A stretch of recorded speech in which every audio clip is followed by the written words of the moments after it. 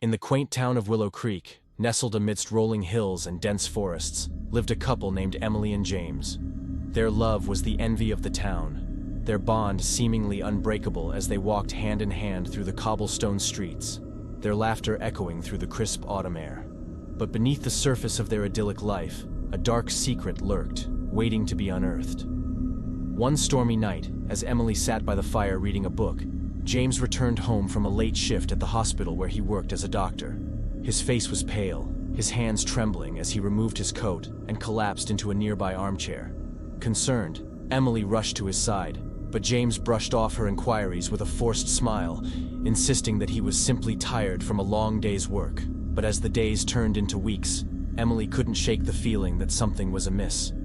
Late one night, unable to sleep, Emily found herself rummaging through James's belongings, searching for any clue to explain his sudden change in behavior. It was then that she stumbled upon a dusty old journal hidden at the back of his closet. A journal filled with entries detailing their life together, their hopes and dreams, and their deepest fears. But as Emily flipped through the pages, her heart froze in her chest as she realized the horrifying truth. Every entry in the journal ended on the same date, 5 years ago. Confused and terrified, Emily confronted James, demanding an explanation for the journal's contents. But as she looked into his eyes, she saw no recognition, no trace of the man she had once loved.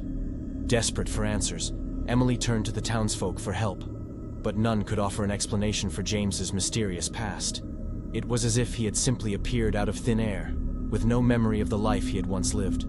Driven by a gnawing sense of dread, Emily delved deeper into James's past, uncovering long-buried secrets and forbidden truths that threatened to tear their world apart. And as she pieced together the fragments of their shattered reality, she realized with growing horror that James had been dead all along, a ghostly apparition trapped in a never-ending cycle of love and loss.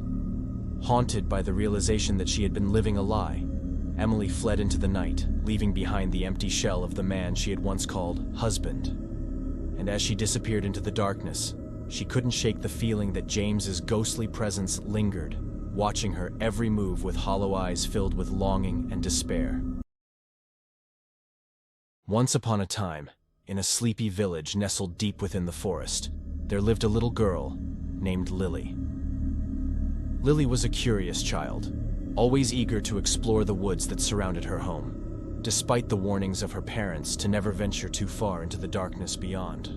One fateful night, as the moon hung low in the sky and the stars twinkled like distant eyes watching from above, Lily found herself unable to sleep.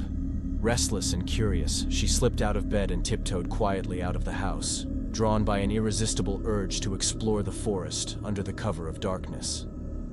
As she wandered deeper into the woods, the trees seemed to loom taller, and the shadows grew darker, casting strange shapes upon the forest floor. But Lily was undeterred, her heart filled with a sense of excitement as she ventured further and further from the safety of her home. Suddenly, a soft voice called out to her from the darkness, a voice that seemed to whisper her name on the wind, beckoning her to follow. Intrigued, Lily followed the sound, her footsteps quickening as she pushed deeper into the heart of the forest. But as she rounded a bend in the path, Lily stumbled upon a clearing bathed in moonlight, a clearing unlike any she had ever seen before. At the center of the clearing stood a tall, twisted tree, its branches reaching out like gnarled fingers grasping for the sky. And there, hanging from the branches of the tree, were dozens of dolls, old, worn, and tattered, their eyes empty and lifeless as they swayed gently in the breeze. Lily's breath caught in her throat as she realized with growing horror that each doll bore a striking resemblance to the children who had disappeared from the village over the years, their faces frozen in expressions of terror and despair. As she backed away in terror, Lily heard a soft rustling behind her, a sound like footsteps creeping closer and closer, accompanied by the faint whisper of a lullaby drifting through the air. With a cry of fear, Lily turned and fled from the clearing, her heart pounding in her chest as she raced back towards the safety of her home. But as she glanced back over her shoulder, she saw a figure lurking in the shadows, a figure cloaked in darkness, with glowing eyes that seemed to pierce her very soul. And in that moment, Lily knew that she was not alone in the forest, that something sinister lurked just beyond the edge of her vision, waiting to ensnare her in its grasp and drag her down into the depths of the darkness below. And so, as Lily huddled beneath her blankets, trembling with fear and unable to shake the feeling of eyes watching her from the shadows. She knew that she would never forget the horrors she had witnessed in the forest that night, a nightmare from which she could never truly awaken. In the heart of a bustling metropolis, where the lights never dimmed and the streets teemed with life, there lived a man named Ethan. Ethan was a struggling artist, his dreams of fame and fortune overshadowed by the harsh realities of life. But all of that was about to change when he made a deal that would alter the course of his destiny forever. It was on a dark and stormy night that Ethan found himself at the crossroads of fate, his heart heavy with desperation and despair. As he wandered the rain-soaked streets, his mind consumed by thoughts of failure and defeat, he stumbled upon a curious shop nestled in the shadows, a shop that seemed to beckon to him with whispered promises of power and glory. Intrigued by the shop's mysterious allure, Ethan ventured inside, his eyes widening in wonder as he beheld the treasures that lay within. There, sitting behind the counter, was a figure cloaked in darkness, his eyes gleaming with a malevolent light as he offered Ethan a deal that would change his life forever. For a price, the figure promised Ethan wealth, fame, and success beyond his wildest dreams. All he had to do was sign his name on the dotted line and relinquish his soul to the darkness that lurked within. Despite the warning bells ringing in his mind, Ethan couldn't resist the allure of the offer before him. With trembling hands, he signed away his soul, his heart filled with hope and anticipation as he awaited the fulfillment of his desires. And fulfill them it did. Almost overnight, Ethan's life was transformed, his art gaining widespread acclaim and his bank account overflowing with riches beyond his wildest imagination. Everywhere he went, he was hailed as a genius, his name spoken in hushed tones of awe and admiration. But as the days turned into weeks, Ethan began to notice strange changes within himself. Changes that filled him with a sense of unease and dread. His once vibrant art became twisted and macabre, his paintings depicting scenes of horror and despair that seemed to seep from the darkest recesses of his soul. And then there were the nightmares. Horrible, visceral nightmares that plagued Ethan's sleep, leaving him drenched in sweat and gasping for air.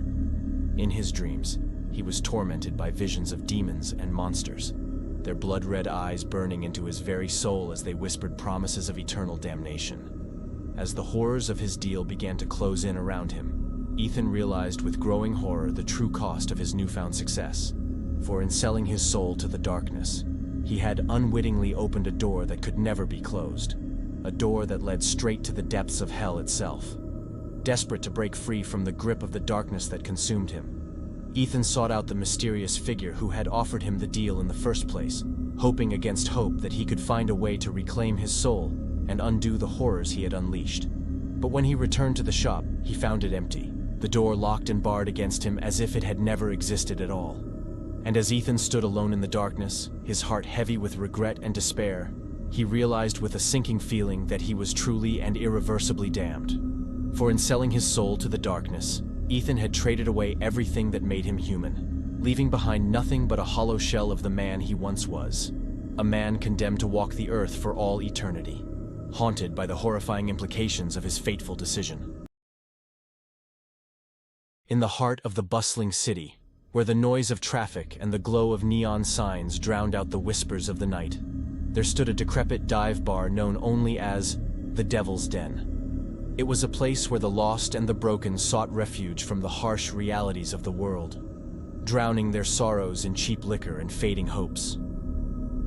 Among the regulars was Doreen, a man haunted by a past he could not escape and demons he could not confront. Night after night, he found himself drawn to the bar like a moth to a flame, seeking solace in the dimly lit confines of the smoke-filled room, his mind drowning in a sea of alcohol-fueled oblivion. But it was on a fateful night, much like any other, that Darren's life would take a terrifying turn. As he stumbled into the dimly lit bathroom, the stench of stale beer and cigarette smoke assaulted his senses, mingling with the faint whispers that seemed to emanate from the shadows themselves. Unaware of the danger that lurked within, Darren made his way to the farthest stall, his footsteps echoing in the empty room like a death knell.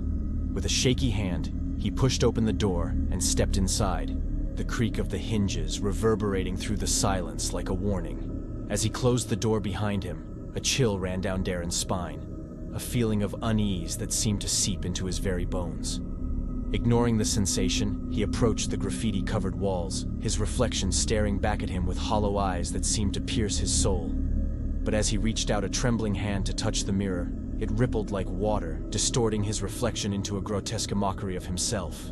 With a gasp of horror, Darren stumbled backwards, his heart pounding in his chest as he realized that he was not alone in the bathroom. Shadows danced at the edge of his vision, twisting and writhing like living things as they closed in around him, suffocating him in their icy embrace. Desperate to escape the nightmare that had consumed him, Darren clawed at the door, his screams drowned out by the cacophony of whispers that filled the air. But no matter how hard he tried, he could not break free from the grasp of the haunted bathroom stall, its malevolent presence suffusing his very soul with darkness. As the hours passed and the night wore on, Darren found himself locked in a battle for his very existence, his mind fractured by the horrors that lurked within the shadows. But just when all hope seemed lost, a glimmer of light pierced the darkness. A lone figure standing at the entrance to the bathroom, armored with a weapon forged from silver and blessed by holy water. With a defiant roar, the figure charged into the bathroom, its eyes blazing with righteous fury as it confronted the malevolent presence that had ensnared Darren's soul. And as the echoes of their battle reverberated through the bar, Darren felt a sense of peace wash over him, a sense of redemption born from the ashes of despair.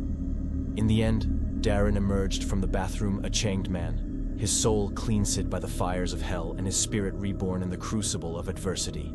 And as he stepped out into the neon-lit streets of the city, he knew that he would never be the same again, a survivor of a nightmare that would haunt his dreams for all eternity. But little did he know that the horrors of that haunted bathroom stall would follow him wherever he went, lurking in the shadows, waiting to claim his soul once more. Once upon a time, in a quaint little village nestled in the heart of the countryside, there lived a young girl named Emily. Emily was a sweet and innocent child, with bright eyes and a heart full of wonder. But her life was about to take a dark and terrifying turn that would haunt her for the rest of her days. It all began on a stormy night, when Emily's parents left her alone in their old creaky house while they went out to run errands in town. As the wind howled and the rain beat against the windows, Emily huddled under her blankets, feeling a sense of unease creeping over her. But it wasn't just the storm that made Emily uneasy. It was the feeling of being watched, of something sinister lurking just beyond the shadows. Try as she might, Emily couldn't shake the feeling that she was not alone in the house. Suddenly, there was a loud knock at the door, echoing through the empty halls like a death knell. Emily froze in fear, her heart pounding in her chest as she listened to the sound of footsteps approaching from the other side. With trembling hands, Emily crept towards the door, her breath catching in her throat as she slowly turned the handle and pulled it open. What she saw on the other side sent chills down her spine. A figure cloaked in darkness, with glowing eyes that seemed to pierce her very soul. Before Emily could react, the figure lunged forward, its icy hands wrapping around her throat as it dragged her into the darkness. Emily screamed for help, but her cries fell on deaf ears as the figure dragged her further and further away from the safety of her home. As Emily struggled against her captor, she caught a glimpse of its face, a face twisted with malice and cruelty, its features contorted into a grotesque mask of evil. And in that moment, Emily knew that she was not dealing with a mere mortal, but something far more sinister. A creature of the night, hungry for her soul. Hours passed, and still Emily remained trapped in the clutches of the creature, its grip tightening around her with each passing moment. Tears streamed down her face as she pleaded for mercy, but the creature showed no signs of relenting, its eyes burning with a hunger that could not be quenched. Just when all hope seemed lost, Emily heard the sound of her parents' car pulling into the driveway, their voices calling out her name in desperation. With a burst of strength born from fear and desperation, Emily broke free from the creature's grasp and raced towards the safety of her parents' arms. But as she looked back over her shoulder, she saw the creature vanish into the darkness, its laughter echoing through the night like a sinister lullaby. And in that moment, Emily knew that she would never be the same again, that the horrors she had witnessed would haunt her for the rest of her days, a reminder of the darkness that lurked just beyond the edges of the world. In the idyllic suburban neighborhood of Willowbrook, where children played on tree-lined streets and neighbors greeted each other with smiles, there lurked a darkness that few dared to acknowledge. A darkness embodied by a seemingly innocent golden retriever named Max. Max had been a beloved member of the Johnson family for years, his gentle nature and wagging tail endearing him to all who knew him. But beneath his cheerful facade lay a malevolence that would soon reveal itself in the most horrifying of ways. It began one sweltering summer evening when the Johnsons returned home from a day out to find Max behaving oddly. Instead of bounding eagerly to greet them as usual, he stood in the living room, his fur bristling and his teeth bared in a snarl that sent a chill down their spines. Confused and alarmed by Max's sudden aggression, the Johnsons attempted to approach him, but he lunged at them with a ferocity that was uncharacteristic of their beloved pet. His eyes gleamed with a primal madness, and a low growl rumbled deep in his throat as he backed them into a corner. Terrified, the Johnsons retreated to the safety of their bedrooms, locking themselves inside as Max prowled the halls outside, his menacing presence filling the house with an oppressive dread. As the days passed, Max's behavior only grew more erratic. He refused to eat or sleep, his once bright eyes now dull and lifeless as he lurked in the shadows, watching and waiting with a predatory intensity. Then, one fateful night, the Johnsons awoke to the sound of blood-curdling screams echoing through the neighborhood. Rushing downstairs, they were met with a scene of unimaginable horror. Max standing over their neighbor's lifeless body, his jaws dripping with blood and his eyes burning with a savage hunger. With a guttural snarl, Max turned his attention to the Johnsons, his teeth bared in a feral grin as he stalked towards them, his once familiar bark replaced by a sinister growl that chilled them to the bone. In a blind panic, the Johnsons fled from the house, their hearts pounding in their chests as they raced through the streets in search of safety. But no matter how fast they ran, they could feel Max's presence looming behind them, his relentless pursuit driving them to the brink of madness. In the end, the Johnsons were forced to leave Willowbrook behind, their once peaceful neighborhood now tainted by the memory of the horror that had unfolded within its walls. And as they drove away, they couldn't shake the feeling that Max's malevolent spirit still lingered, waiting to unleash its terror upon the unsuspecting souls who dared to cross its path. Title: Echoes of a Dream, The Haunting of John Lennon. In the heart of New York City, amidst the bustling streets and towering skyscrapers, there stood an old apartment building with a storied past. It was here, in the dimly lit corridors and dusty rooms, that the legendary musician John Lennon had once made his home. A sanctuary where he sought solace from the chaos of fame and fortune. But as the years passed and Lennon's fame grew, so too did the whispers of something sinister lurking within the walls of his apartment. A darkness that would soon come to light in the most chilling of ways. It was a quiet evening in December when Michael, a young music enthusiast and aspiring journalist, moved into the apartment building where Lennon had once lived. Drawn by the allure of living in the same space as his idol, Michael was determined to uncover the truth behind the rumors that had plagued Lennon's former home for decades. As he settled into his new apartment, Michael couldn't shake the feeling of being watched, a sensation that grew more pronounced with each passing day. Strange noises echoed through the halls at night, and shadows seemed to dance in the corners of his vision, whispering secrets that he couldn't quite make out. Determined to unravel the mystery of Lennon's haunted past, Michael began to research the history of the building, uncovering a series of chilling tales that sent shivers down his spine. Stories of strange occurrences and unexplained phenomena, of ghostly apparitions and restless spirits trapped between worlds. But it wasn't until one fateful night that Michael's investigation took a terrifying turn. As he lay in bed, lost in thought, he heard the faint strains of music drifting through the air, a haunting melody that seemed to beckon to him from the depths of the darkness. Following the sound, Mikhail found himself drawn to the abandoned apartment where Lennon had once lived, his heart pounding in his chest as he pushed open the door and stepped inside. What he found there defied all logic and reason. A spectral figure bathed in an ethereal light, standing before him with outstretched arms. It was John Lennon himself, or so it seemed, a ghostly apparition trapped in a never-ending loop of sorrow and regret, forever haunted by the memories of a life cut tragically short. And as Michael looked into Lennon's eyes, He saw the pain and anguish that lay hidden beneath the surface, a reminder of the toll that fame and fortune had taken on the legendary musician. With a cry of terror, Michael fled from the apartment, his mind reeling with disbelief at the horrors he had witnessed. But the echoes of Lennon's haunting melody followed him wherever he went, a constant reminder of the darkness that lurked just beyond the edge of reality.